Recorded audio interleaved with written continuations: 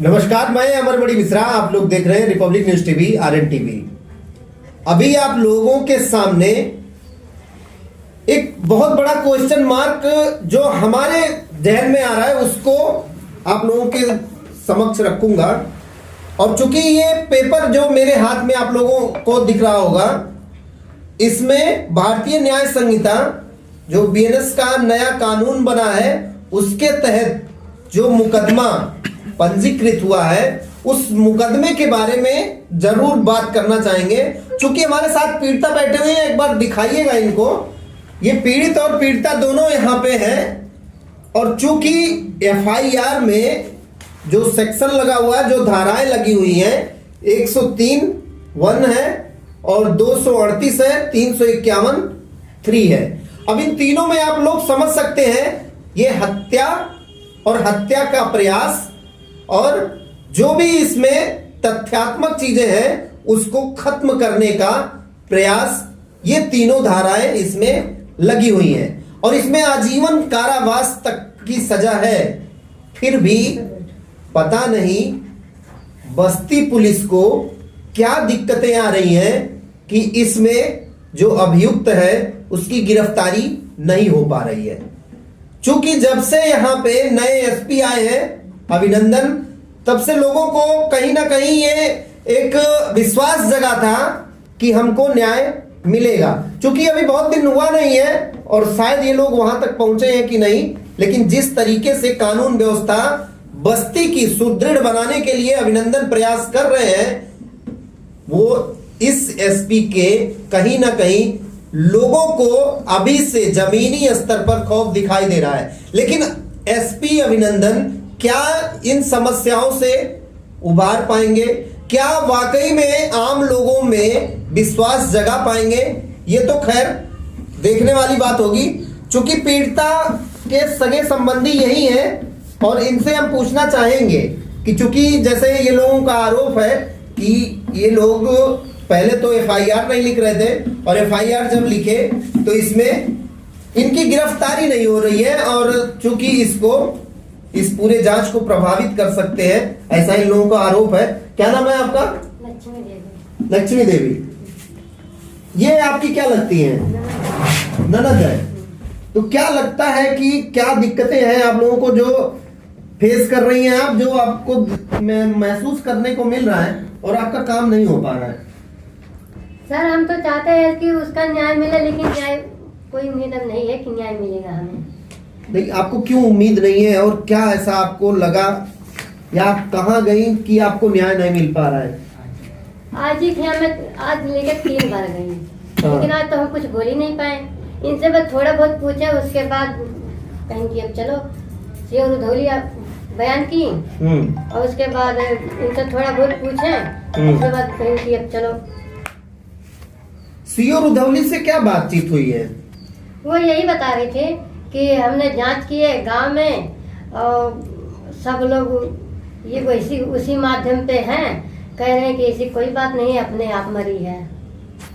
ये सीओ रुधौली कह रही है? हाँ, सीओ रुधौली कह रही है कि हाँ वो गांव में जांच की और लोग बाग गांव के कह रहे हैं कि उसमें हत्या नहीं हुई, अपने आप मर गई। अपने आप मरी है। और लाश तो 20-25 दिन पे खोदी गए, बोले कि 3 दिन पे ही लाश खोदी गए, उसमें कुछ नहीं मिला। देखिए पता चला कि प्रीति की ही लाश थी। ये सीओ कह रही है? सीओ कह रही है। अच्छा, चलिए खैर, अगर सीओ मैडम से बात हो सकती है तो जरूर इस मामले को लेके करेंगे बात। ये माया देवी है, जैसा कि आप लोग भी इनको देखे भी होंगे, इसी चैनल पे देखे होंगे। और इससे पहले ही इन्होंने बहुत ही गंभीर आरोप लगाए थे पुलिस वालों पे। लेकिन चूंकि जब यहाँ पे इसी ऑफिस में, इसी रूम में इन्हीं लोगों का इनका ओपिनियन लिया गया था और इन्हीं के ओपिनियन को कहीं ना कहीं आप लोगों ने सपोर्ट किया था और एफआईआर चूंकि लिखी गई थी। अब चूंकि इन लोगों का कहना है कि अगर वाकई में इस तरीके की कोई बात रही थी और एफआईआर लिखा गया है तो उसकी गिरफ्तारी क्यों नहीं हो रही है? अगर इसमें कुछ बिंदु मैं आप लोगों के सामने रख रहा हूं, क्या आप लोग भी उस बिंदु पे विचार करना चाहेंगे कि नहीं?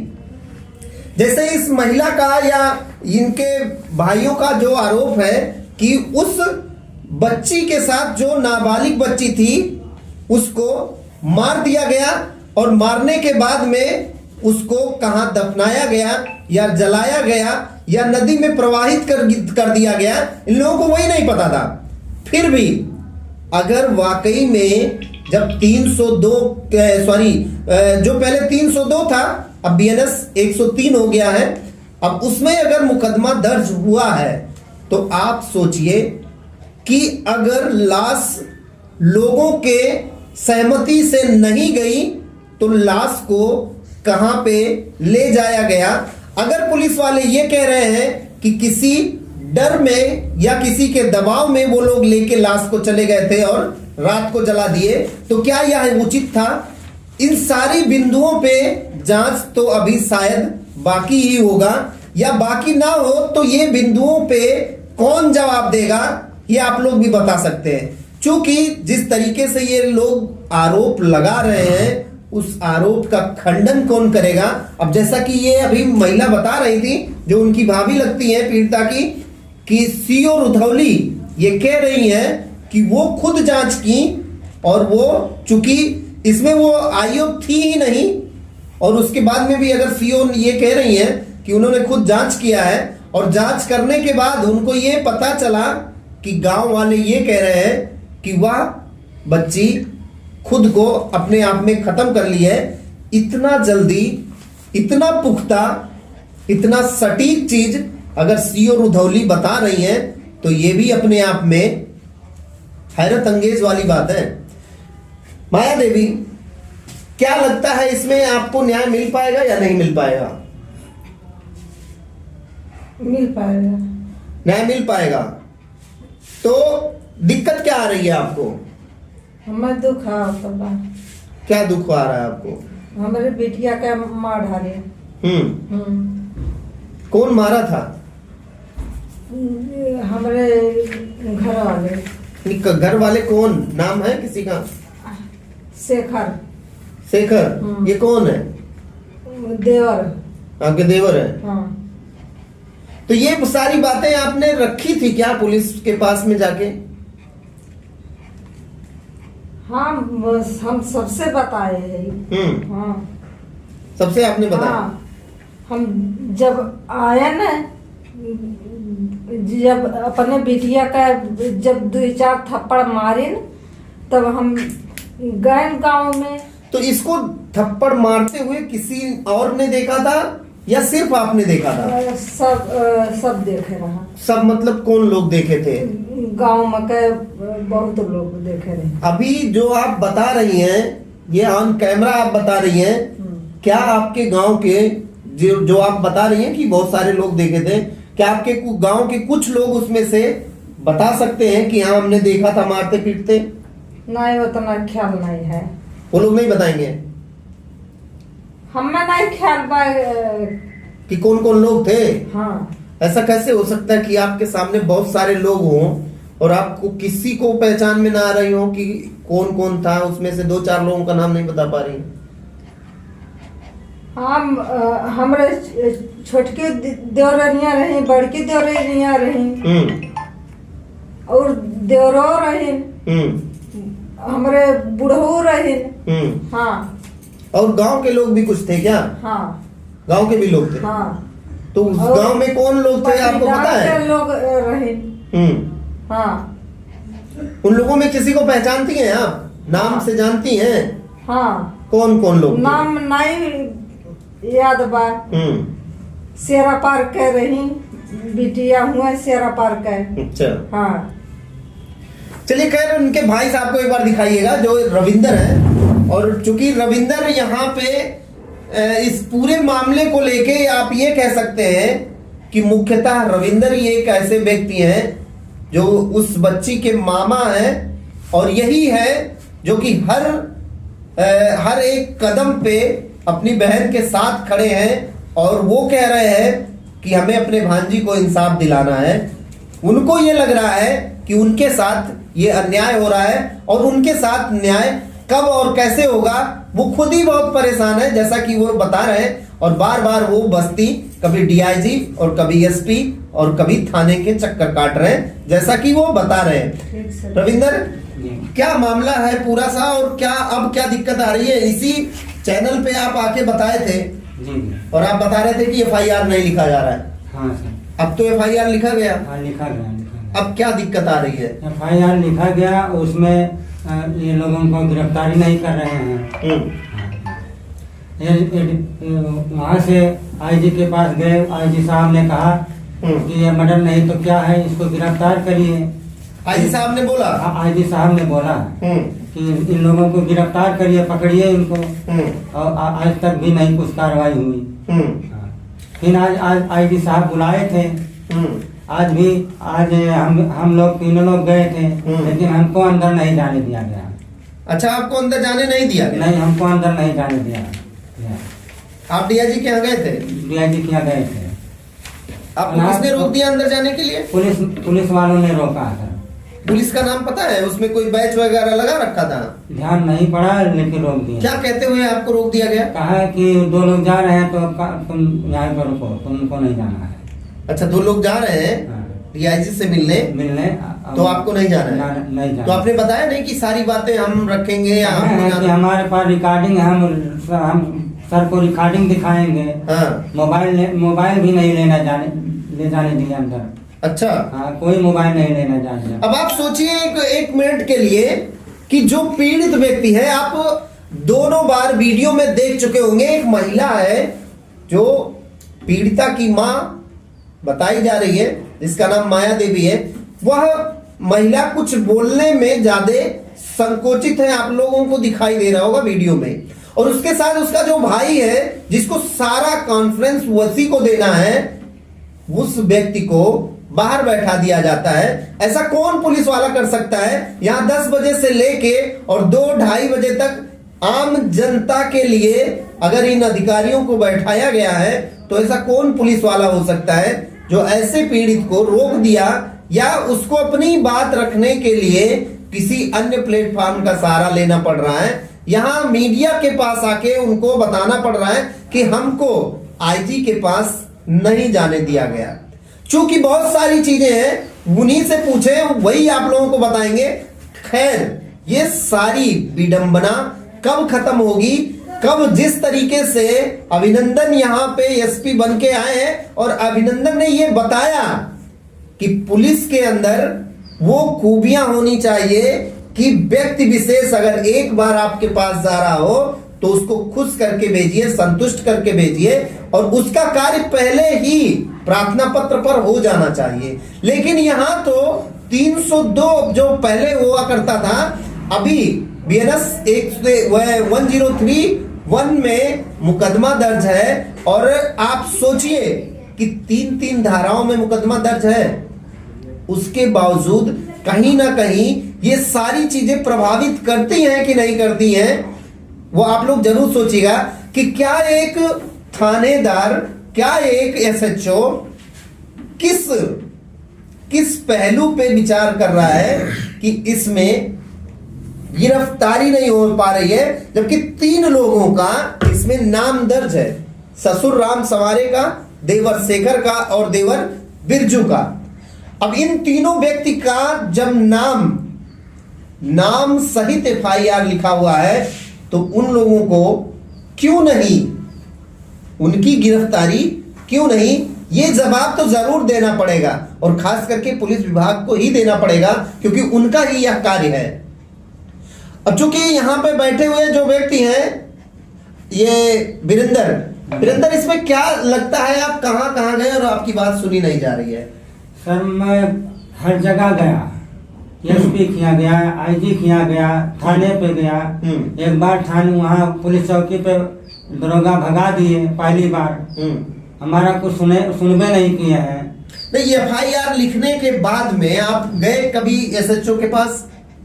एसएचओ सुनहा के पास आप गए? एसएचओ के पास गया, बहन का हमारा बयान करवाए, लड़की का बयान, छोटी बच्ची का बयान, इस बच्ची का जो छोटी अभी बैठी हुई है, इस बच्ची का बयान करवाने के लिए एक दिन और बुलाया गया। तो हम सर गए, 9-10 बजे वहाँ पहुँच गए थे सुबह। ठीक है। उसके बाद बैठाए हमको करीब 4-4:30 बन गया और बयान भी नहीं लिए। हमको वापस कह रहे थे अभी कागज तैयार हो रहा है, अभी कागज तैयार हो रहा है और अब तैयार हो रहा है, अभी जाइएगा। बैठा 4:30 बज गया, लेकिन न बयान हुआ न कोई कागज तैयार हुआ। अच्छा, हमको घर वापस आना पड़ा। अभी क्या चाहते हैं आप? हम चाहते हैं सर इस मैटर में इंसाफ मिला है हमको।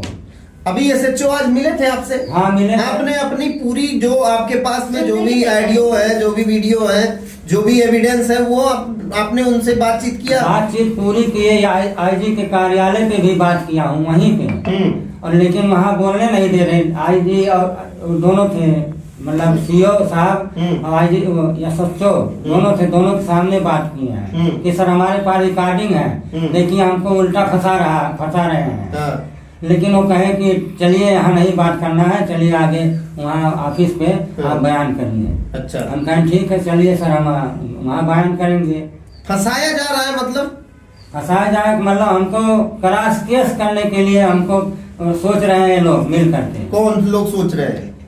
है कुछ लोग, इसमें एक तिवारी है, बंटू नाम है उनका, और उन्हीं द्वारा हमारे जो है रिश्तेदार को अगवा बना करके और उसको भर करके उसको मतलब उसके माध्यम से हमारे ऊपर केस करवाना चाह रहे थे। अच्छा, हाँ।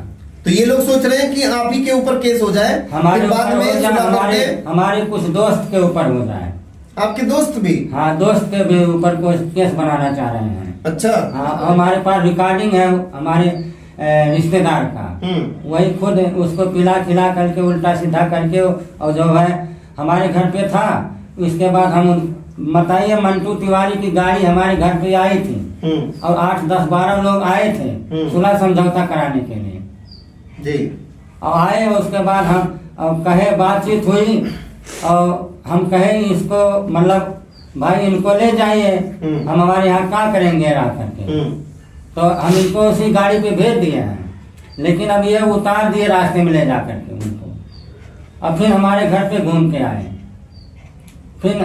फिर आए तो फिर हमने भेज दिया, लेकिन वो तभी नहीं गए।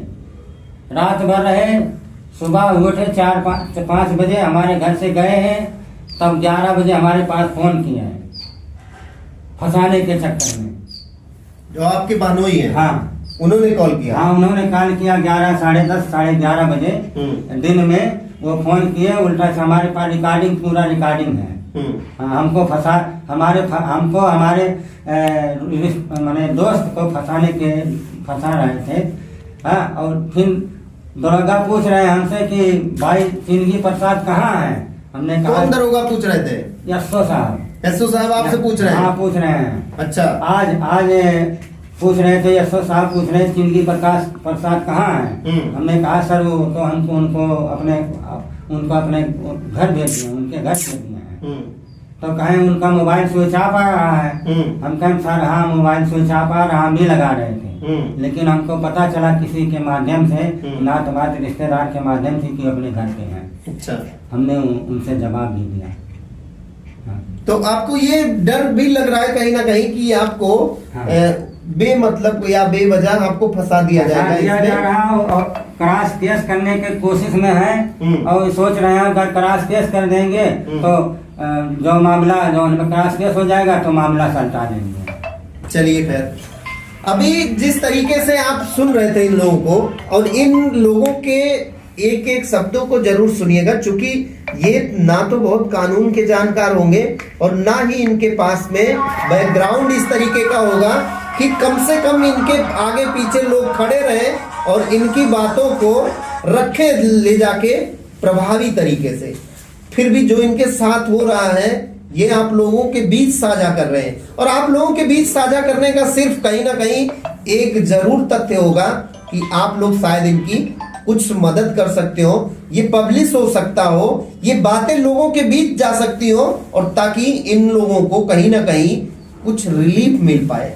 लेकिन अगर वाकई में पुलिस का ये नजरिया सही नहीं होगा तो कैसे फ्रेंडशिप होगी और कैसे आम लोगों से फ्रेंडली ये लोग बात करेंगे। और खास करके जो नए एसपी हैं उनके ऊपर लोगों की अपेक्षाएं बहुत हैं, अगर उपेक्षा हुई तो यही पब्लिक है जो कि अर्श से फर्श कर देती है लोगों को। खास करके अभी जो चीजें इस मामले को लेके कहीं ना कहीं इन पीड़ितों को अभी कितना दिन और दौड़ना पड़ेगा और इनके कितने दिन और बर्बाद होंगे इसमें, या इनके ऊपर वाकई में इन्हीं को फंसा दिया जाएगा उल्टा, ये सारी चीजें आने वाला समय बताएगा। लेकिन इन लोगों को न्याय जरूर मिलना चाहिए। आप लोग पूरे वीडियो पे जरूर अपना राय दीजिएगा। अभी आप लोग देख रहे थे रिपब्लिक न्यूज टीवी, मैं अमरमणि मिश्रा।